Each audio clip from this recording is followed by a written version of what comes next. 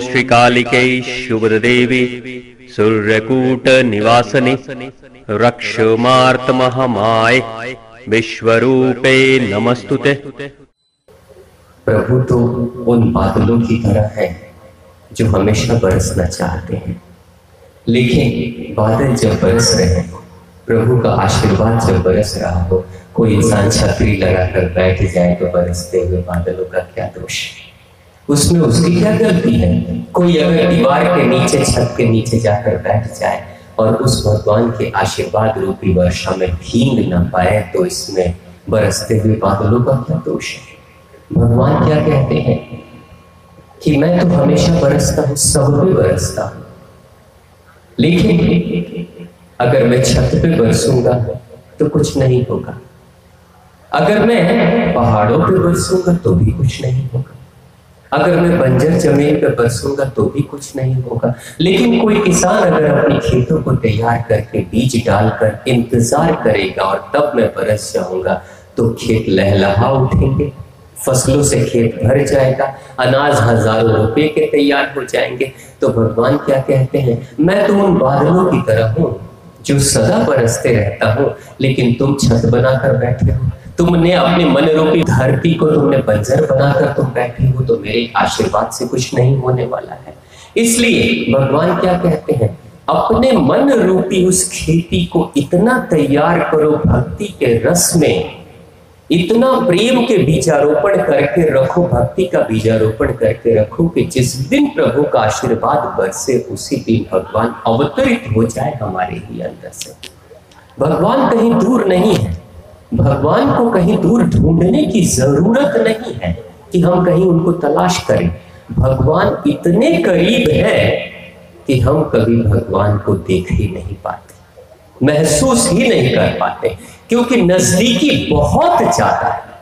अब जैसे आपने कई बार देखा होगा कि आप अगर अपने आप को भी आपको देखना है तो आप में से कितने लोग हैं जिन्होंने अपने आप को आज तक देखा?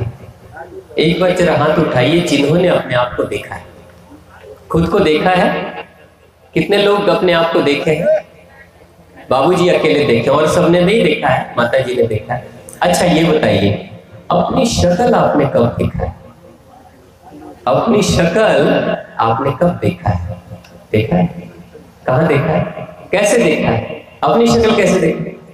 आपकी शक्ल तो दूसरे लोग देखे हैं, जैसे हम सभी एक दूसरे को देख रहे हैं, लेकिन खुद की शक्ल को आपने कभी देखा? अपने से देखा? बिना आईने के सहारे के देखा? आईना चाहिए ना, कोई सहारा तो चाहिए। खुद की आंखों से खुद को कहां देख पाए आज तक? तो भगवान क्या कहते हैं, जैसे आपकी शक्ल आपके इतना करीब है कि जब तक दूरी न बने तब तक आप खुद को देख ही नहीं पाओगे। तो आईना है क्या? आईना का मतलब अपनी शक्ल को अपने से थोड़ा दूर करो, उसकी छवि आईने में बनेगी तो दूर खड़े होकर देख पाएंगे। आईना यही तो करता है। आईना सटा लो अपने चेहरे के पास में बिल्कुल और देख लो, अपने आप को दिखाई देगा? थोड़ी दूरी तो बनानी पड़ेगी तब तो देख पाओगे ना।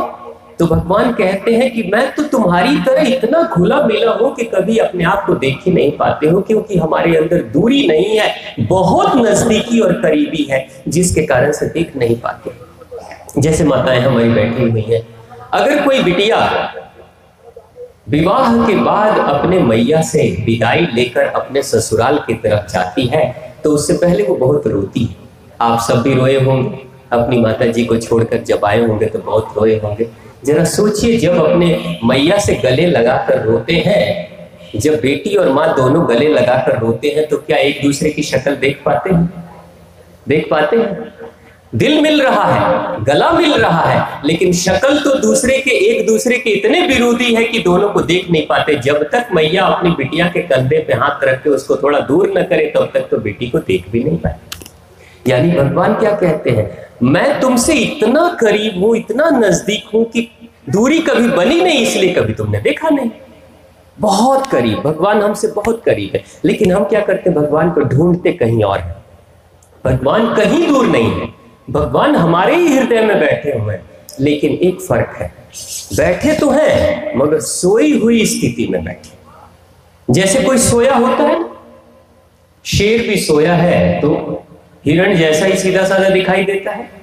जब तक जगेगा नहीं तब तक पता कैसे चलेगा वो शेर है नहीं? नाग सांप सोया हो चाहे पानी वाला सांप सोया हो, दोनों तो एक ही जैसे दिखाई देते। जब तक नाग अपना फन न उठाए तब तक कहां पता चलता है ये नाग है, ये गेहुअन है, ये पता कैसे चलता है? जब तक जगेगा नहीं तब तक उसकी शक्ति और क्षमता का पता नहीं चलेगा। तो भगवान क्या कहते हैं कि मैं भी सोया हूं आप सभी के अंदर, लेकिन जब तक मैं जगूंगा नहीं तब तक आप मेरी क्षमता को जान नहीं पाओगे। और मैं जगूंगा कब? जब मुझे खुराक दोगे। और खुराक मेरा क्या है? मेरा खुराक तो भाव है, मेरा खुराक तो प्रेम है, मेरा खुराक तो भक्ति है। मैं तो जिसके भक्ति के भाव से मुझे खुराक मिलता है और मेरा मन भरता है, वहां पे मैं जग जाता हूं। जैसे आपने देखा होगा लुटावन दास जी महाराज मैया के इस आश्रम पे आकर जब अपने भक्ति भाव रूपी खुराक को देना उन्होंने शुरू कर दिया, नहीं तो लुटावन दास जी महाराज के पास था क्या? क्या लेकर आए थे? कौन सी दौलत थी जिसके कारण से मां प्रसन्न हो जाती? क्या चढ़ावा चढ़ाते थे? कुछ भी तो नहीं था उनके पास में। वो तो कहते हैं कि मैंने सब कुछ लुटा दिया, अब मेरे पास कुछ है ही नहीं, मेरे पास कुछ नहीं मां, अब तो मैं ही मैं हूं, बस मैं ही चढ़ा देता हूं अपने आप को, मेरे को जैसे आप चाहो वैसे चलाओ। तो जब अपने आप को पूरी तरीके से समर्पित कर दिया था लुटावन दास जी महाराज, यानी भाव रूपी अमृत चढ़ा दिया, तो मां प्रसन्न हो गई, मां जग गई। और मां जग गई तो देखो एक इंसान ने अपने प्रेम के भाव से मैया को जगाया, और आज हम सभी को आशीर्वाद मां का मिल रहा है।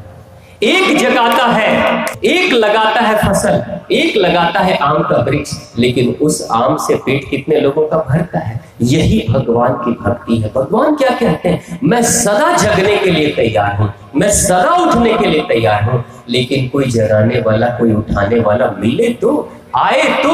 मैं तो ललायित हूं, मैं तो इंतजार कर रहा हूं। मां कहती है मैं इंतजार करते रहती हूं, लेकिन कोई आएगा तब तो, कोई पुकारेगा तब तो मुझे प्रेम से, तो मैं जग जाऊंगी।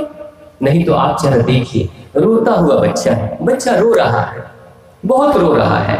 बुआ जी आती है, उसको गोद में लेती है, चाची जी आती है, गोद में लेती है, बच्चा रोए चला जा रहा है। पड़ोसन आती है, वो भी गोद में लेती है, बच्चा रोते चला जाता है। सभी उसको बाबू बाबू कह के बुला रहे हैं, लेकिन बच्चा शांत नहीं हो रहा है। और मैया चली आती है और एक बार कहती है बाबू, आवाज सिर्फ सुन लेता है और बच्चा शांत हो जाता है। क्या दे दिया माँ ने? बुआ जी के हाथ में वो शांत नहीं हुआ, चाची जी के हाथ में शांत नहीं हुआ, लेकिन अपनी माँ के हाथ में शांत हो गया। क्यों? क्योंकि जब माँ ने जब बोला ना बाबू, तो बाबू के साथ वो भाव, वो गहराई, वो स्पर्श जो दिल को छू गया था बच्चे के। तुरंत से बच्चा भाषा नहीं समझता कि बाबू का मतलब क्या है, लेकिन बाबू के साथ जो भाव आ रहा है ना, वो बच्चा समझ जाता है और वो जान जाता है ये तो मेरी अपनी है, इसलिए अपने के गोद में आकर वो शांत हो जाता है। यही माँ कहती है, इसी भाव की जरूरत है। यही भाव लेकर आओ मेरे पास में, क्योंकि भाव से ही भगवान बनते हैं, भगवान जागृत होते हैं। बोलिए महाआद्य भगवती की, लुटावन दास जी महाराज जी की, और आप सभी की।